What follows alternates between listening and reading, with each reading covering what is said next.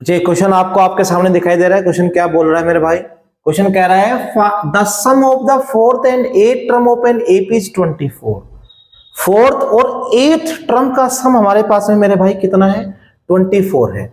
चाहिए यहाँ पे लिखेंगे A4 प्लस A8, इनका सम हमारे पास में 24 हो चुका।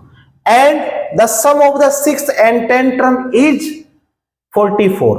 सिक्स्थ A6 प्लस A10 का सम हमारे पास में 44 है। Then find the first 3 terms of the AP. तो हमें पहले 3 टर्म निकालने इस एपी की। पहले मेरे भाई आप देखो यहां पे उसने कहा फोर्थ और एट टर्म। A4 का मतलब A plus 3D plus A8 मतलब A प्लस 7D। ये कैसे हुआ? हमने एक एक टर्म क्यों माइनस करी? फोर्थ को हमने A प्लस 3D क्यों लिखा? क्योंकि वैल्यू हमने जनरल टर्म के फॉर्मूले में यूज करी, A plus n-1 into D। अब हमारे पास में टर्म कितनी थी? 4 थी, तो 4 - 1 3, तो A plus 3D plus A plus 7D is 24। A plus A 2A, 3D 7D 10D is equal to 24। मेरे भाई इन दोनों में से हम 2 कॉमन ले लेंगे, तो हमने 2 कॉमन लिया।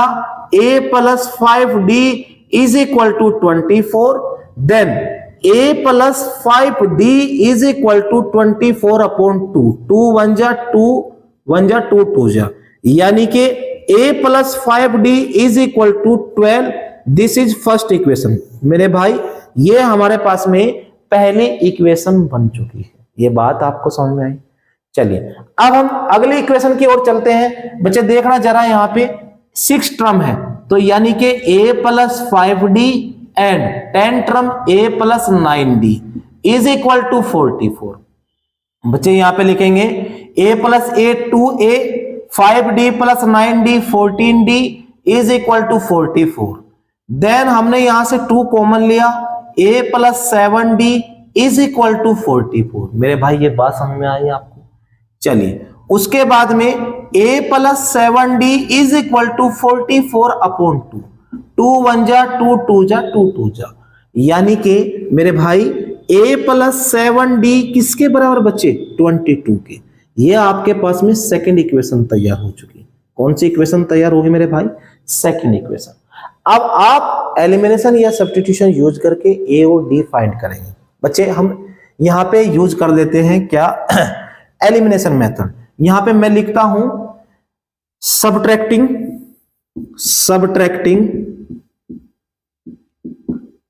Equation first from equation second we get. मैंने पहली इक्वेशन को दूसरी इक्वेशन में से माइनस करा। मेरे भाई A plus 7D is equal to 22 and A plus 5D is equal to 12। फिर माइनस माइनस माइनस, क्योंकि सब्ट्रैक्ट कर रहे हैं तो साइन अपोजिट हो जाएंगे। Plus minus cancel out, 7D और 5D का डिफरेंस भाई 2D इज इक्वल टू 22 में से 12 गया तो 10।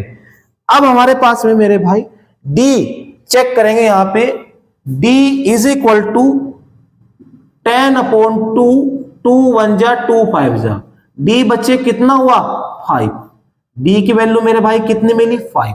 now putting the value of D in equation first में कर लेते हैं। In equation first we get. मेरे भाई हमने D की वैल्यू पहली इक्वेशन में पुट करी। व्हाट इज पहली इक्वेशन? पहली इक्वेशन क्या है?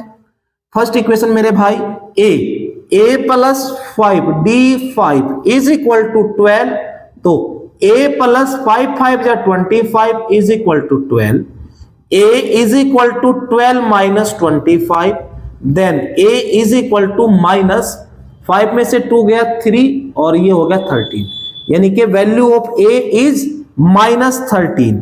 A की वैल्यू कितनी आई मेरे भाई? माइनस 13। D हमें पता है, A पता है। क्वेश्चन ने बोला है find the first 3 terms of the AP। जो बच्चे AP बनेगी, AP हमारे पास में first term minus 13 comma, D हमारे पास में कितना है? प्लस का 5। तो हम क्या करेंगे? सेकंड टर्म निकालने के लिए इसका जो फॉर्मूला होता है वो होता है A, A plus D comma a plus 2d। Clear? What is a is -13, a plus d मतलब कि -13 plus what is d is 5 and a -13 plus 2 into 5। बच्चे यहां पे आएगा माइनस का 13 कोमा इन दोनों का डिफरेंस हमारे पास में माइनस का 8, -13 प्लस 10 तो हमारे पास में कितना हो गया बच्चे, -13 था और ये प्लस का 10 था तो माइनस का 3 हो चुका। ये हमारे पास में एक एपी की फर्स्ट 3 टर्म्स हो चुकी। क्या? -13 कोमा -8 कोमा -3। ये बच्चे मेरे पास में 3 टर्म्स ऑफ एपी है। ये बात आपको समझ में आ रही है? यहां तक कोई प्रॉब्लम? चलिए थैंक यू, अगली वीडियो में मिलते हैं।